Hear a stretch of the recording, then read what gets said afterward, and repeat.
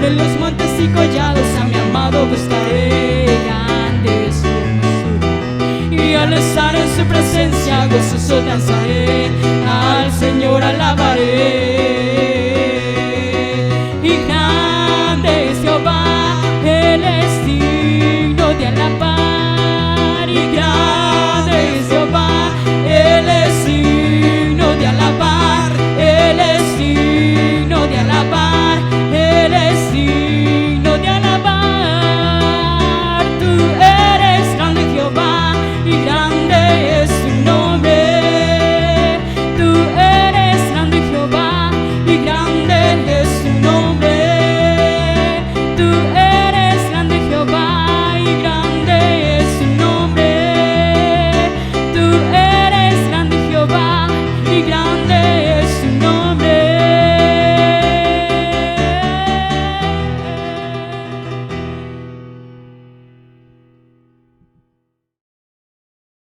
Dios les bendiga, hermanos, en el nombre del Señor Jesucristo. Amigos que nos están ya viendo a través de este medio, es una bendición que nuevamente estemos llegando a la intimidad de su casa para poder ministrarle la palabra del Señor. Y sin más preámbulos, vamos a ir a la Biblia.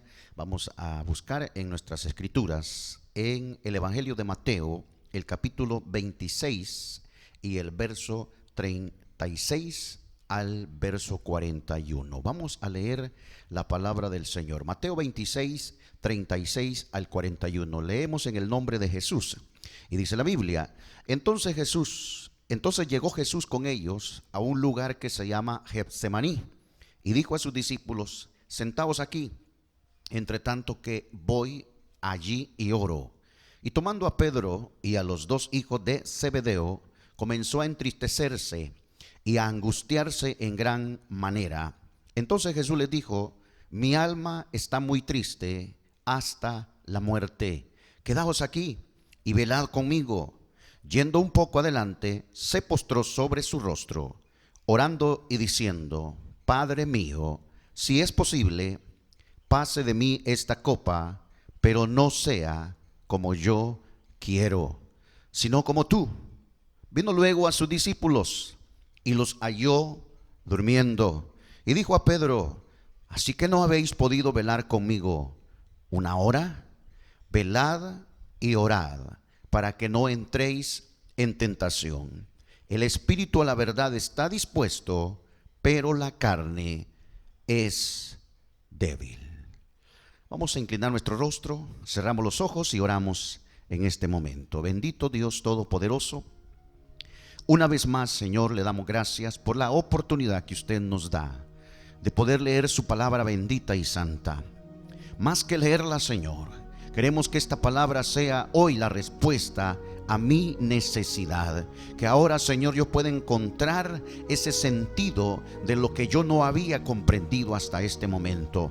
Señor, bendícenos con esta palabra y que no solamente llegue al cerebro de todos los oyentes, sino, Señor, hasta su misma alma. Señor, le damos gracias desde ya en el nombre de Jesús. Amén. Gloria al Señor. Vamos entonces a entrar al estudio de esta ocasión, hermano, y vamos a reflexionar sobre este pensamiento. La victoria comienza en el Getsemaní. De eso vamos a hablar hoy en esta ocasión. Cuando nosotros estudiamos la palabra de Jesús o la vida de Jesús durante su ministerio terrenal, nos damos cuenta que fue objeto de muchas oposiciones. Por un lado estaban los judíos religiosos, ortodoxos, que trataban de desvirtuar las enseñanzas de Cristo.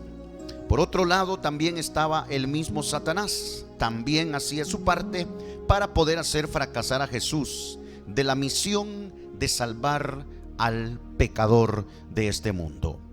En sus 3 años que Jesús ocupó para manifestarse a su pueblo, la Biblia destaca 2 veces en las que Jesús fue tentado de una manera muy singular, ya que fueron momentos en los que Jesús tuvo que tomar decisiones importantísimas. La primera de ellas fue al inicio del ministerio de Cristo. Luego que Jesús fuera bautizado por Juan en el Jordán, la Biblia nos dice que fue llevado por el Espíritu al desierto y ahí ayunó 40 días y 40 noches. Y luego de los ayunos dice la Biblia que fue tentado por Satanás en su humanidad. Pero nosotros sabemos lo que sucedió en esa tentación, cómo el Señor Jesucristo usó la palabra misma de Dios para poder vencer a las ofertas y tentaciones que Satanás le hizo en esa ocasión. Lo que Satanás quería era que Jesús usara su poder para satisfacer sus necesidades personales y que también usara su poder para hacer alarde de él ante las personas. Sin embargo, el Señor Jesucristo no venía para satisfacer sus necesidades ni tampoco para alardear de su poder. Él venía para poder ayudar a los quebrantados de corazón, para sanar a los enfermos. Él venía para salvar y dar su vida en propiciación de todos los que creyeran en él. Es entonces que inicia la primera tentación en el ministerio de Jesucristo. Pero la segunda ocasión en la que Jesús es tentado de una manera muy particular es precisamente los pasajes en los que nosotros hemos leído al principio de esta enseñanza. O sea que fue cuando él inicia su ministerio, cuando Jesús estaba iniciando, es la primera tentación. Luego viene al final de su ministerio, ya para poder ser entregado a la muerte. Jesús recibe una tentación más en su ministerio, y de eso es lo que esta hora vamos a hablar y reflexionar y sacar muchas enseñanzas que yo espero que le ayuden a usted a comprender muchas cosas que a veces no logramos entender de lo que está sucediendo en nuestra vida. El plan de encarnación, ese era realmente lo que Dios creó, el plan de encarnación, o sea, Dios manifestado en la carne. Fue un plan diseñado por el mismo Dios eterno. La justicia de Dios demandaba la muerte de un inocente por el culpable, y debido a que en la tierra no había ni habrá un ser humano con la inocencia perfecta que demanda el sacrificio de Dios, entonces el Señor tuvo que hacer un plan maravilloso, que cuando nosotros lo estudiamos en la palabra del Señor nos quedamos maravillados de tanta perfección que el Señor trazó en este plan. Así que vamos a ver un poquito acerca de esto, y el Señor echa a andar su plan, Dios echa a andar su plan de encarnación, y así es como nosotros tenemos a Jesús, hombre 100%, pero a la vez Dios en su totalidad. El apóstol Pablo lo describe este plan de esta manera. Si usted puede corroborarlo en la palabra del Señor, Colosenses capítulo 1 y el verso 15 al 20, escuche lo que dice Pablo respecto al plan de encarnación de Dios. Él es la imagen del Dios invisible. Está hablando de Jesús, el primogénito de toda creación, porque en él fueron creadas todas las cosas, las que hay en los cielos y las que hay en la tierra, visibles e invisibles, sean tronos, sean dominios, sean principados, sean potestades. Todo fue creado por medio de él y para él. Y él es antes de todas las cosas, y todas las cosas en él subsisten. Y él es la cabeza del cuerpo, que es la iglesia. Él, que es el principio, el primogénito de entre los muertos, para que en todo tenga la preeminencia, por cuanto agradó al Padre que en él habitase toda plenitud, y por medio de él reconciliar consigo todas las cosas, así las que están en la tierra como las que están en los cielos, haciendo la paz mediante la sangre de su cruz. Y en Colosenses 2:9 claramente dice la Biblia: porque en él, habla de Jesús, habita corporalmente toda la plenitud de la deidad. Entonces, por eso nosotros aseguramos, creemos, predicamos, enseñamos que Jesús es Dios manifestado en la carne.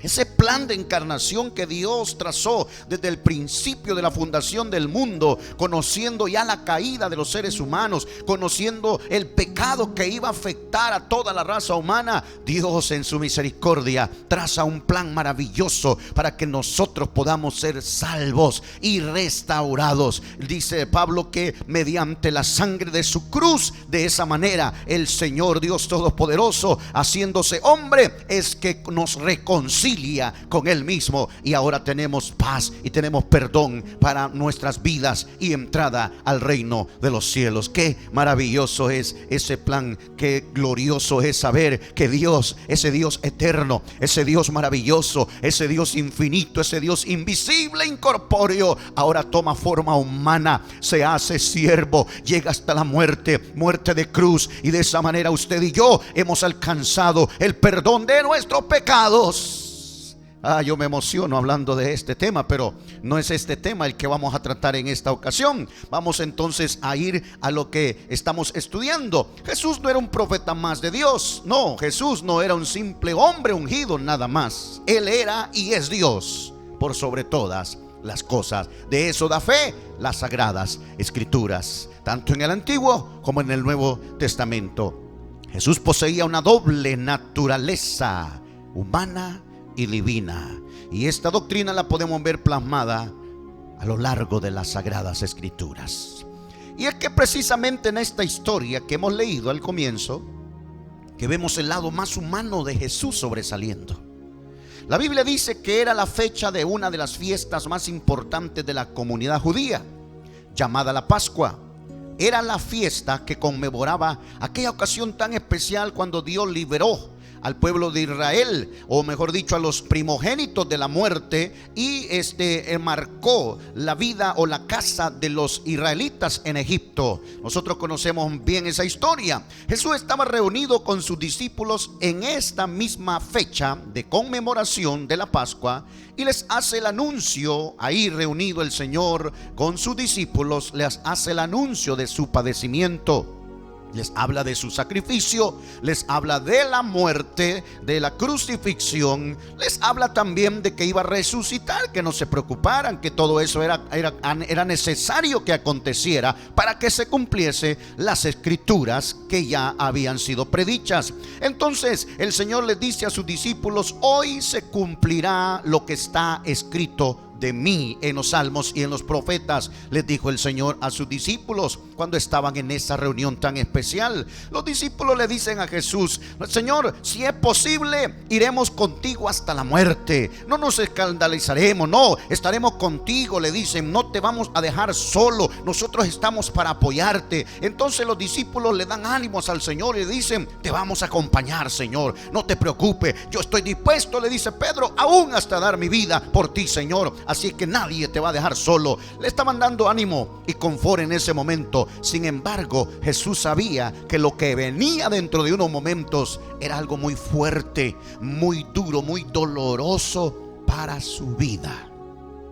Entonces, después que hubieron comido, dice la Biblia, la cena de la Pascua, la Biblia dice que Jesús salió y con él iban los discípulos. Llegaron al monte de los olivos, pero específicamente dice la Biblia que llegaron a un huerto conocido como Getsemaní. Este es un lugar muy especial en las Sagradas Escrituras. Fue en ese lugar precisamente que Jesús fue objeto de la segunda tentación más importante en su ministerio. Y como dije antes, aquí es donde la Biblia resalta el lado humano de Jesús de una manera tan, pero tan especial, hermano. Yo quiero que note lo que la Biblia dice en esta ocasión. Voy a leer la traducción del lenguaje actual y dice de esta manera: Mateo 26, el verso 36. Después Jesús fue con sus discípulos a un lugar llamado Getsemaní y les dijo: quédense aquí mientras yo voy allí a orar. Jesús invita a Pedro, a Santiago y a Juan para que lo acompañaran. Luego empezó a sentir una tristeza muy profunda y les dijo: estoy muy triste, siento que me voy a morir, quédense aquí conmigo y no se duerman. Jesús se alejó un poco de ellos, se arrodilló hasta tocar el suelo con la frente y oró a Dios: Padre, cómo deseo que me libre de este sufrimiento, pero no será lo que yo quiera, sino lo que tú quieras. Hay cosas interesantes en estos versos, hermano. Yo quiero que usted los vaya poniendo atención de una manera muy especial. En primer lugar, dice la Biblia que Jesús va acompañado de sus discípulos, pero al llegar al lugar, al Getsemaní, le dice: quédense aquí mientras yo voy y oro. Pero luego se dirige a Pedro, Juan y a Santiago, que también es conocido como Jacobo, los tres hombres más de confianza del Señor Jesucristo, y le dice: acompáñenme ustedes. Y se retira un poco más del resto de los discípulos. Se va Jesús con estos tres hombres que eran del círculo más cercano a Jesucristo. Al parecer Jesús se sentía más identificado con Pedro, Jacobo y Juan, que les llama a ellos y les dice: vengan ustedes conmigo, vamos, apartémonos un poquito del resto de los discípulos. Entonces dice la Biblia que cuando ya iba Jesús con estos tres discípulos de confianza, comienza, hermano, a decirles unas palabras bien conmovedoras. Mire qué interesante. Jesús, el hombre, también necesitó la compañía de otros seres humanos. ¿Se da cuenta? Sí, Jesús, el hombre, necesitó la compañía de otros seres humanos. En un momento muy difícil de su ministerio, Él necesitó el apoyo humano de otros. Esto nos demuestra que cuando estamos pasando por momentos críticos, bueno es acompañarse de hermanos o amigos de confianza para encontrar un apoyo, hermano. Claro que sí, para encontrar fortaleza, para encontrar una ayuda. O cuando nosotros, hermano, nos damos cuenta de alguien que está pasando por algún momento crítico, bueno es apoyarlo, bueno es animarlo, bueno es llegar y decirle: a mí, hermano, amigo, yo estoy contigo, cuenta conmigo, lo que yo pueda hacer, no temas en decírmelo. Qué bueno es poder encontrar personas de confianza que en los momentos críticos nos echan la mano y nos ayudan. Y qué bueno es ayudar a otros cuando lo necesitan. En muchas ocasiones, solo una palabra de ánimo, de aliento, puede dar a alguien, y es una gran ayuda para aquel que está pasando dificultades. Otro detalle interesante: cuando Jesús llama a sus tres discípulos de confianza, les hace una confesión muy interesante. Dice la Biblia que Jesús comenzó a sentir una tristeza muy profunda en su ser, y le dijo a estos tres hombres de confianza: mi alma está muy triste hasta la muerte. O sea, Jesús estaba diciéndole: ¿saben qué? Me siento muy mal. Siento que voy a morir. Siento que desfallezco. Siento que esto es una carga muy grande. Jesús tiene esa confianza, hermano, de decirle a estos tres hombres, Pedro, Juan y Jacobo: me siento mal. Estoy mal, me siento a morir, estoy sintiendo una carga muy grande, mi corazón está lleno de tristeza. Mire qué interesante, Jesús les tenía mucha confianza a estos discípulos, les abre su corazón aquí en la tierra, en el cual nosotros podamos, hermano mío, les abre el corazón y les cuenta lo que estaba pasando en su corazón. Esto es interesante, mi hermano. Jesús les dice: quédense conmigo, no se duerman, voy a orar un momento, dijo el Señor. A mí me da la manera de imaginarme, hermano, cómo fue que Jesús le tiene confianza a estos tres hombres, lo llama más aparte del resto y les comienza a contar cómo se siente en su corazón. Ahí está Jesús, el hombre.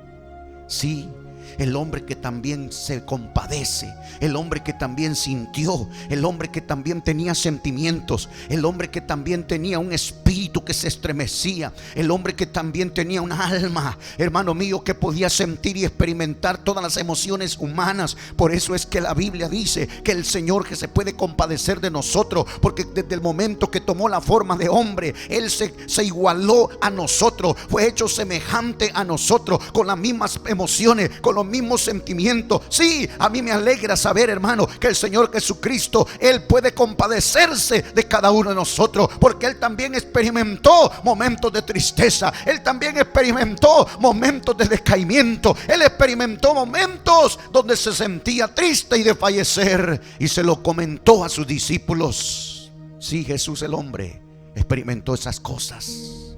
¿Sabe qué, mi hermano? No es malo tener a alguien de mucha confianza aquí en la tierra, en el cual nosotros podamos descubrir nuestro corazón en algún momento, buscar el apoyo moral, espiritual que necesitamos. A veces sí, a veces nosotros cargamos con situaciones muy personales, con situaciones muy íntimas, y necesitamos a alguien de confianza que le pueda dar un ánimo, que le pueda dar apoyo, que le pueda dar asistencia espiritual. No es malo encontrar a alguien o buscar a alguien que nos pueda ayudar de esa manera. Jesús el hombre también lo hizo. Aleluya. Mire qué interesante. Otro detalle que nosotros podemos ver en esta lectura que hemos hecho es que Jesús llegó a ese lugar a orar. Oye bien eso. Mire qué interesante, la humanidad orando a la divinidad. No estaba un Dios orando a otro Dios. No. Un Dios no necesita la oración, no necesita que otro Dios le ayude. No, lo que estaba sucediendo aquí es que la humanidad de Cristo estaba orando a la divinidad. ¿Por qué? Porque divinidad siempre será más grande que humanidad, hermano mío. Por eso es que Jesús necesitó orar en los momentos de dificultad, donde se sentía triste, donde estaba cargando con esa situación, con esa angustia en su corazón. Él necesitó la divinidad. Jesús estaba plenamente consciente de lo que estaba a punto de enfrentar como hombre. ¿Se imagina el dolor de los clavos? Enfrentar una muerte dolorosa, estar colgado en la cruz por horas frente a las multitudes, furiosas algunas. Mire qué interesante. Realmente Jesús cargaría con todos los pecados de la humanidad. No era fácil, no era sencillo para Él, hermano, pensar en lo que iba a pasar dentro de unos momentos. Era una crisis emocional muy fuerte la que Jesús estaba enfrentando ahí. Pero como hombre Él sabía que la única forma de enfrentar esta crisis con valor, con firmeza, era con la fortaleza de Dios. Qué lección más grande nos da el Señor Jesús, hermano. En sus tiempos de carne, en sus tiempos de humanidad, Él cuando se sintió triste, cuando Él se sintió que estaba cargado en sus emociones, Él fue y oró. Él fue y buscó la presencia divina. Él fue y buscó a aquel que puede fortalecernos, aquel que puede darnos la ayuda, aquel que puede levantarnos en los momentos de desánimo, en los momentos de dificultad. Él buscó la ayuda divina, porque la humanidad necesita la divinidad. Noten algo interesante. A mí me llama la atención la oración de Jesús, y para esto quiero citar lo que Marcos dice. Siempre en la traducción del lenguaje actual dice Marcos 14, 35 al 36. Jesús se alejó un poco de ellos, se arrodilló y oró a Dios: Padre, Papá, si fuera posible, no me dejes sufrir. Para ti todo es posible. Cómo deseo que me libre de este sufrimiento, pero que no suceda lo que yo quiero, sino lo que tú quieras. La humanidad de Jesús se vio tentada a no obedecer el plan de Dios. Esa fue la tentación más importante al final del ministerio de Jesús, hermano. La humanidad de Jesús se estaba resistiendo a pasar por ese dolor, y esto se puede ver en sus palabras. En la oración Jesús dice: cómo deseo que me libre de este sufrimiento. Jesús sabía que lo que venía no era fácil, era algo fuerte, hermano. Usted y yo lo sabemos. Él cargó con nuestros pecados en la cruz del Calvario. Él fue, hermano, crucificado sin deber nada en absoluto. Y cuando llega a la cruz, la gente le decía: bájate de la cruz y vamos a creerte a su milagro. Sálvate a ti mismo. Has salvado a otro, ¿por qué no te salvas? Lo desafiaban, lo desafiaban a Jesús. Pero mire la oración de Jesús: cómo deseo que me libre de este sufrimiento. O sea, si por mí fuera, le está diciendo el Señor Jesús, yo no quiero pasar por este dolor. Si hubiera otra forma de hacerlo, pero que no suceda, dijo Jesús, lo que yo quiero, sino lo que tú quieres. Qué lección más interesante la que Jesús da. Aquí la parte humana de Jesús se resiste a beber esa copa, se resiste a pasar por el Calvario. Deseaba evadir el dolor que iba a pasar con esa cruz en el Calvario. Pero también Jesús sabía que la voluntad de Dios era esa. Jesús sabía perfectamente cuál era el plan del eterno Dios. De tal manera que Jesús estaba en una lucha con sí mismo. Por un lado, su humanidad estaba resistiéndose a poder pasar por ese Calvario, por ese dolor, por esa carga de pecados que iba a llevar en su vida, en su cuerpo. Pero por otro lado, también estaba consciente que ese era el plan divino de Dios desde antes de la fundación del mundo. Él sabía perfectamente que era necesario, como se lo dijo a sus discípulos después de haber resucitado, esto era necesario que aconteciese, que se cumpliera lo que está escrito de mí en los profetas, en los salmos, en la ley de Moisés. Jesús lo sabía. Por lo tanto, había una lucha entre su voluntad, entre su deseo y el deseo divino. Había una lucha a resistirse en hacer algo diferente. Pero él sabía que era la única forma que el plan divino redentor de Dios iba a poder ejecutarse a la perfección. Jesús sabía perfectamente que no había otro camino que el Calvario. Y es que, ¿sabe qué? No hubiera habido resurrección si no hubiera habido muerte. Y eso usted lo sabe, mi hermano. Eso usted lo sabe, mi amigo. No hubiera habido resurrección de Cristo si no hubiera habido muerte. No hubiera habido perdón de pecados si no se derrama la sangre inocente de un cordero. No hubiera habido victoria si no hubiera habido una lucha. Y ese fue el momento que Jesús tuvo la lucha más grande. ¿Sabe, mi hermano? Esa cruz sin un cuerpo ahora es el símbolo más grande de la victoria que Jesús obtuvo ahí. Sí, esa cruz sin un cuerpo, mi hermano, es el símbolo más grande y glorioso de la victoria que Jesús tuvo ahí en ese momento. Esa tumba vacía es el testimonio más grande de que Jesús venció a la muerte. Y eso lo debemos nosotros tomar en cuenta. ¿Sabe?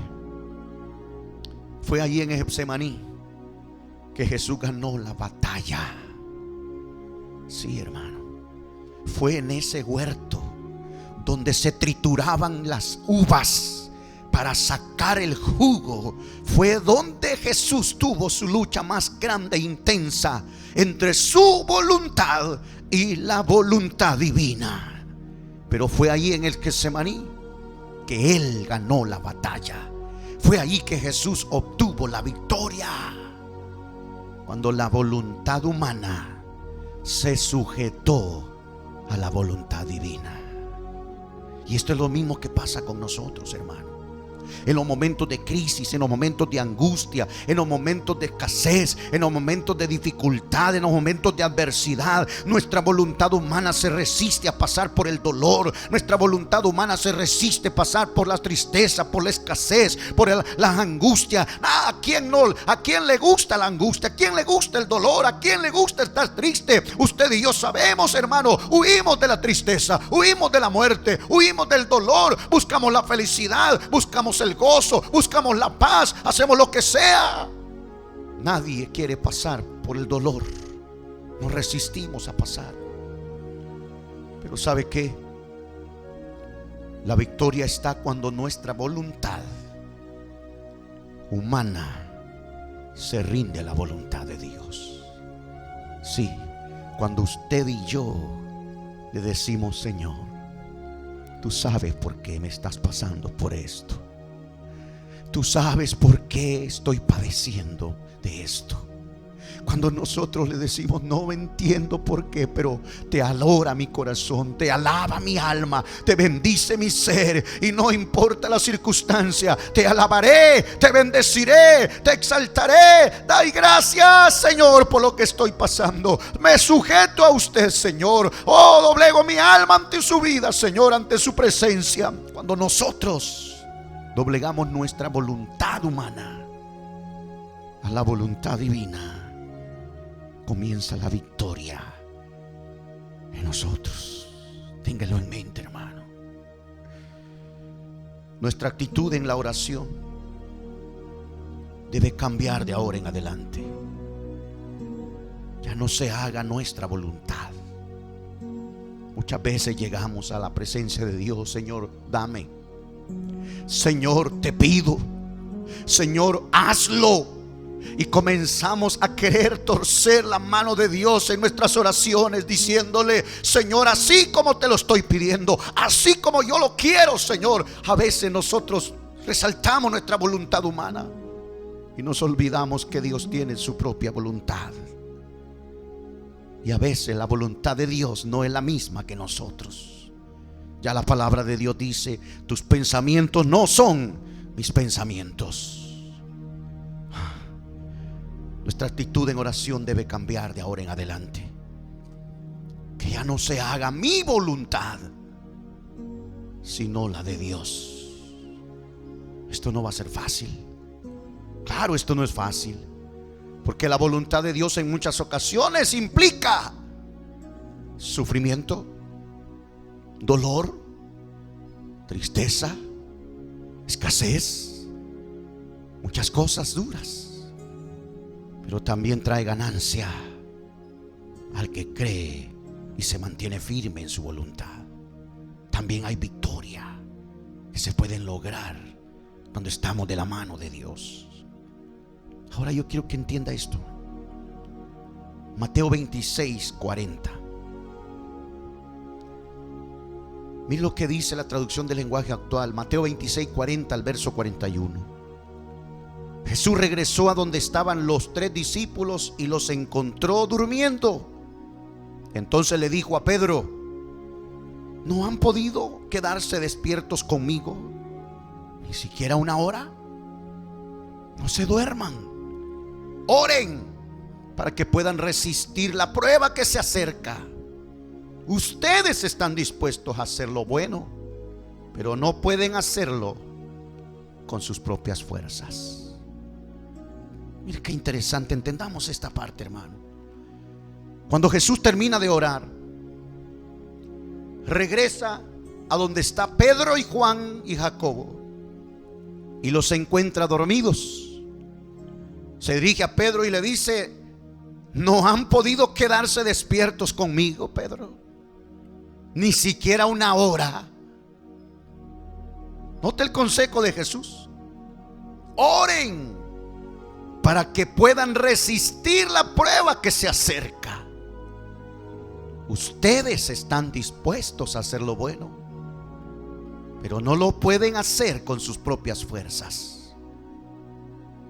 Momentos antes, cuando Jesús le dice a sus discípulos: esta noche todos se escandalizarán. Está escrito, dijo el Señor, cuando ellos estaban en la cena de la Pascua: heriré al pastor y las ovejas serán dispersas.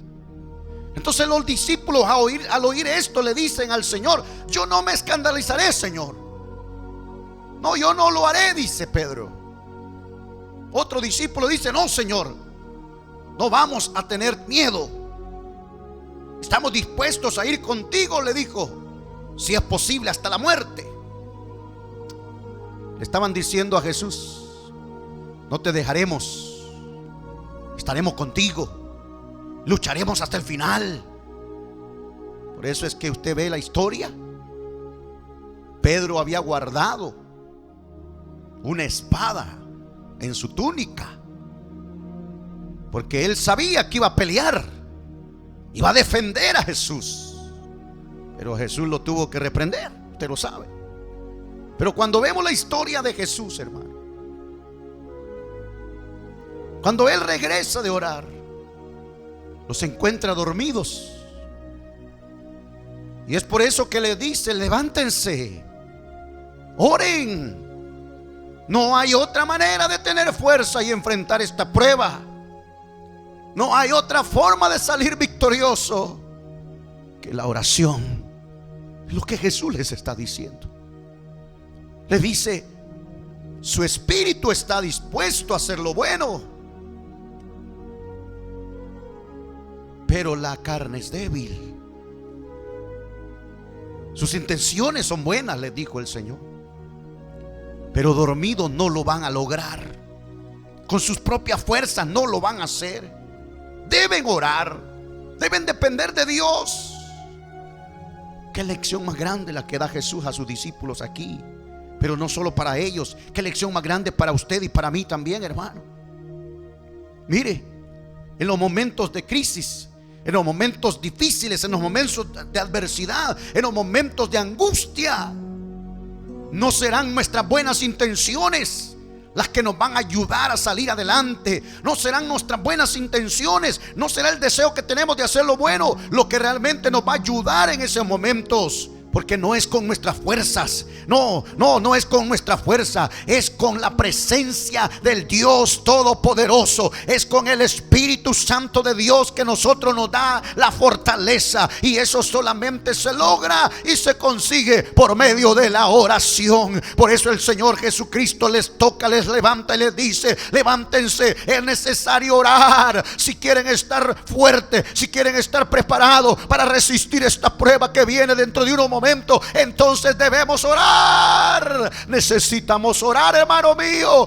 En medio de esta situación que estamos viviendo, en medio de esta crisis, hermano, que está pasando la humanidad, en medio de esto que nos acecha cuando estamos ahí en nuestra casa, es tiempo de orar. Cuando usted sabe que es martes, cuando usted sabe que es jueves, cuando usted sabe que es domingo, pero no solo esos días, todos los días de la semana, usted y yo debemos de tocar en las puertas de los cielos con nuestras oraciones. Usted y yo debemos tener un tiempo devocional de oración. Es que esto no se puede lograr con nuestras fuerzas. Es que esto no se puede lograr con nuestra sabiduría. Es que esto no se puede lograr. El mundo entero se está dando cuenta. Los gobernantes de diferentes países se están dando cuenta que esta situación que estamos enfrentando no la ha podido controlar el dinero, no la ha podido controlar la ciencia, no la ha podido controlar la inteligencia humana. Hay muchos gobernantes que están diciendo a sus súbditos: oren, oren para que esto pase, oren para que Dios haga algo. Es que estos tiempos solamente la oración puede ayudarnos a enfrentar las crisis. Por eso Jesús sintió dolor al ver a sus discípulos dormidos. Jesús sabía lo que iba a enfrentarse dentro de unos momentos, y sus discípulos de mayor confianza dormidos.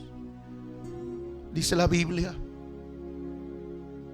que Jesús vuelve al lugar donde había estado orando para seguir orando de la misma manera que antes, pero nuevamente regresa y encuentra otra vez dormidos a sus discípulos.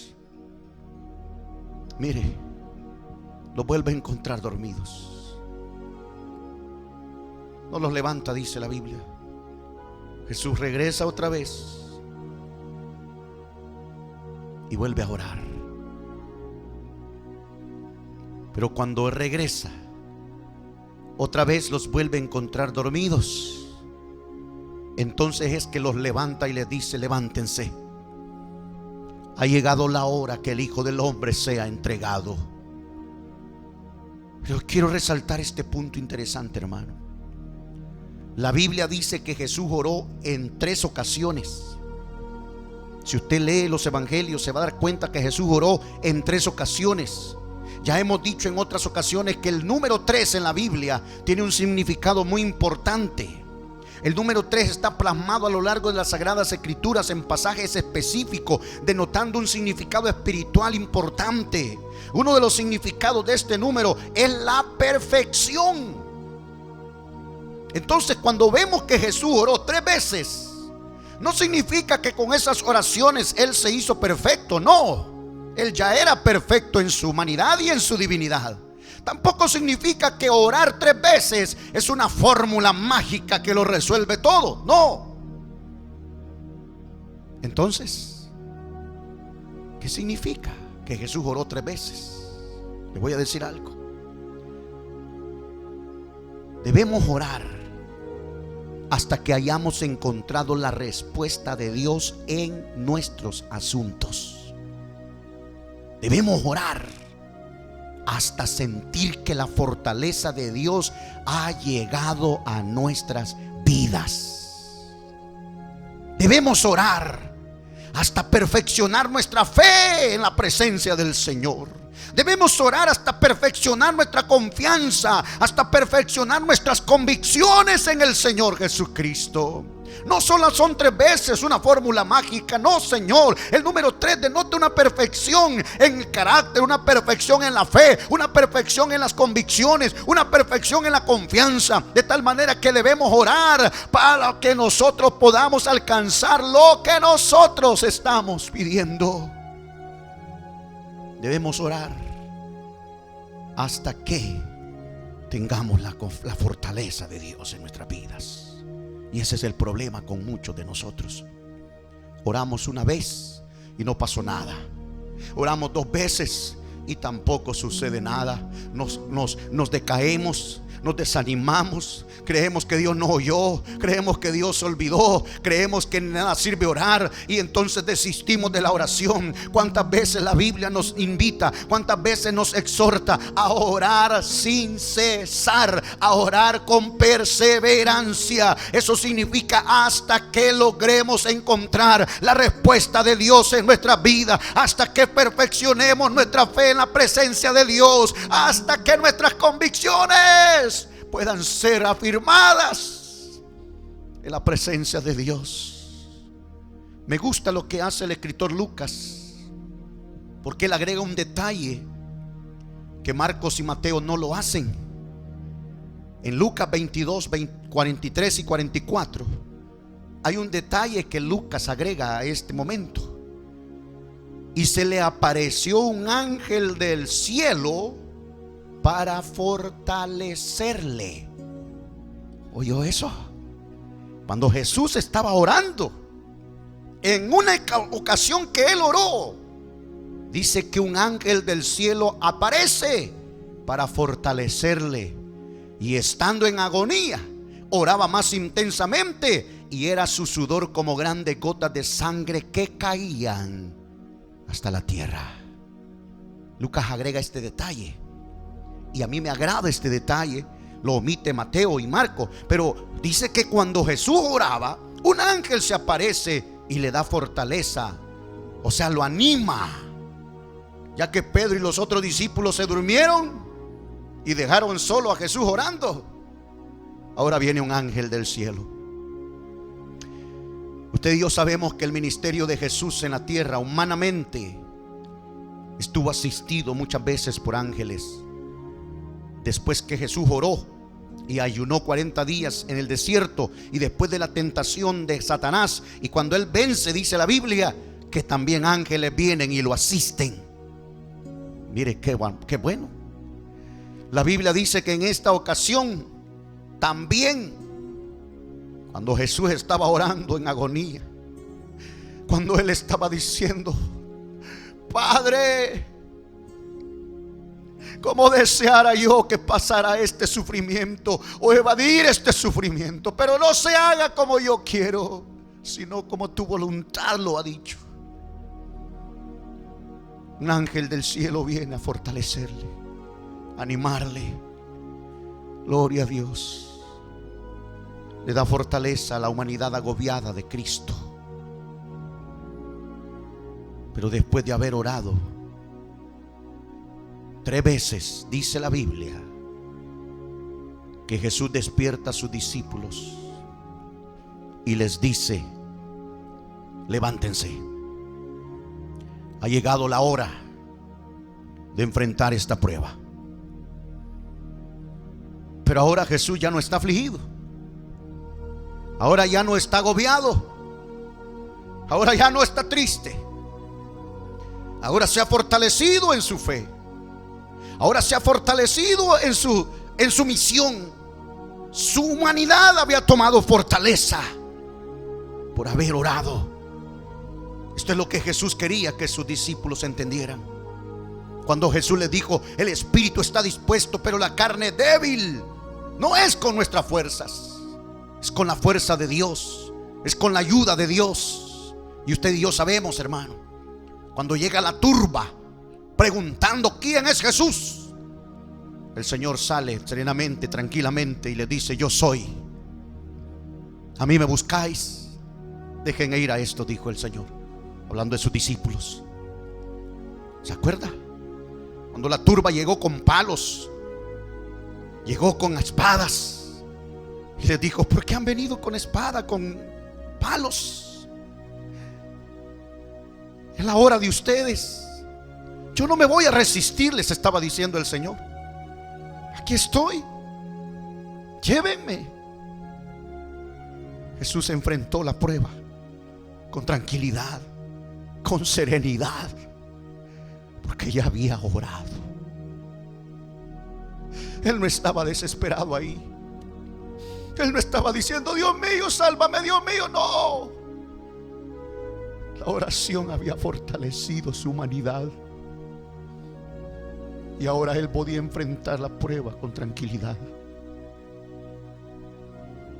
La Biblia dice que lastimosamente sus discípulos se dispersaron, huyeron, no tuvieron la fuerza para enfrentar esa prueba. Pero momentos antes le habían dicho a Jesús: hasta la muerte, Señor, si es posible, no nos escandalizaremos. No, Señor, vamos a estar contigo, vamos a apoyarte, vamos a estar aquí. Pero Jesús les dice: oren. Es que de otra manera no se puede pasar esta situación. Solo la oración puede hacer que nuestras vidas se fortalezcan para resistir cualquier circunstancia. No son las buenas intenciones las que valen, hermano. En el momento de enfrentar una prueba, una crisis, una adversidad, debemos tomar las fuerzas en el Señor. Y eso solamente se consigue en oración, hermano. ¿Qué tan preparado usted está para enfrentar lo que estamos pasando? No sabemos cuánto va a durar esto. No sabemos cuánto tiempo el virus va a causar estragos en el mundo. No sabemos cuánto tiempo vamos a estar encerrados en nuestras casas. No sabemos cuánto puede durar nuestra ración alimenticia. Pero ¿sabe qué? Si nosotros estamos bien orados, si nosotros dependemos de Dios y no de nuestras fuerzas, si nosotros oramos a Dios constantemente, si perseveramos en la oración en todo momento, en ruego y súplica, si dependemos de Dios, usted y yo vamos a estar fuertes y firmes para enfrentar toda circunstancia, para enfrentar toda crisis, como lo estuvo el Señor Jesucristo. ¿Sabe, mi hermano? Solo viene a mi mente aquel hombre que tiene una importancia muy grande en el pueblo israelita, llamado Jacob, posteriormente llamado Israel. Usted conoce la historia en el Antiguo Testamento, cuando él luchó con aquel ángel toda la noche, dice la Biblia. Y le decía el ángel: suéltame, ya raya el alba. Pero Jacob le decía aquellas palabras que hasta hemos hecho un canto de él: no te dejaré hasta que me bendigas. No te dejaré, no te soltaré hasta tener tu bendición. No debemos dejar de orar, hermano, hasta que nuestra fe se haya fortalecido. No debemos dejar de orar hasta que nuestras convicciones estén fuertes y firmes para enfrentar cualquier crisis, cualquier adversidad. No debemos de orar hasta que nosotros hayamos perfeccionado nuestras convicciones en la presencia de Dios. ¿Sabe dónde ganó Jesús la victoria de la cruz, hermano? Sí, fue en el Getsemaní, porque ahí se fortaleció en su humanidad de la divinidad del Dios Todopoderoso. ¿Sabe dónde Jesús ganó la victoria de la muerte? En el Getsemaní, cuando oró hasta alcanzar la fortaleza que su humanidad necesitaba para enfrentar con firmeza la prueba. Yo creo que usted y yo entendemos esto, hermano.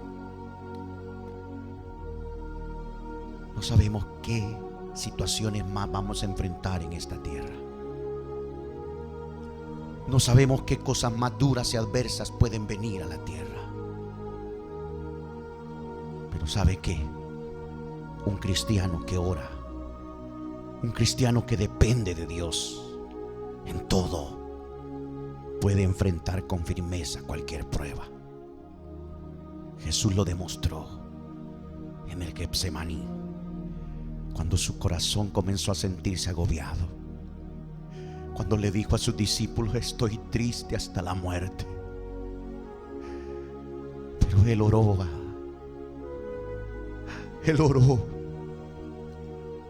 su humanidad oró a la divinidad para encontrar la fortaleza que necesitaba para ese momento.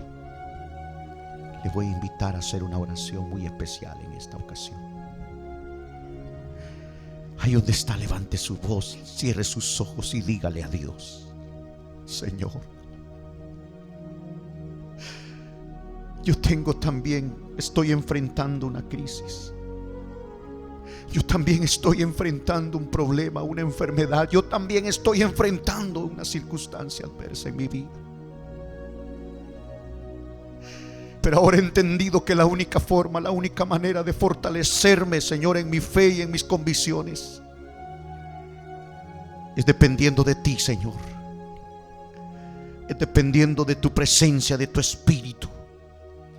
Así que en este momento yo oro en el nombre de Jesús, para que no se haga mi voluntad, Señor, sino que tu voluntad perfecta y gloriosa pueda estar sobre mi vida, Señor. Yo sé que tu voluntad es perfecta, no se equivoca, no erra, Señor. Tu voluntad no tiene, Señor Jesucristo, errores. Por eso es que en este momento yo oro como oró el Señor en su humanidad. Señor, que se haga tu voluntad y no la mía. Señor, yo te pido por cada persona que está a lo largo de este mundo, en nuestro país, en otros países, para que usted, Señor Jesús, pueda hacer entender en sus corazones que la única forma, la única manera de pasar estas crisis, de enfrentar estas circunstancias con tranquilidad, es orando. Es la única forma, Señor, porque no es con nuestras fuerzas, no es con espada, no es con lanza, no es con escudo, es con el Espíritu de Dios en nuestras vidas. Gracias, Señor, por darnos tu Espíritu Santo a nuestras vidas. Gracias por su presencia en nuestros corazones. Gracias, Dios, en el nombre de Jesús.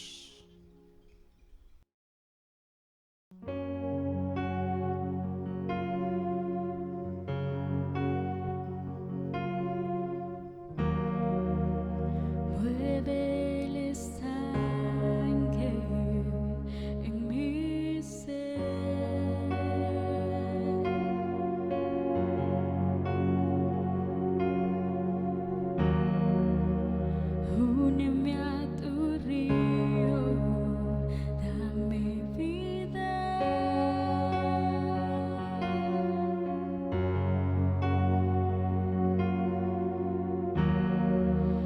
yo sé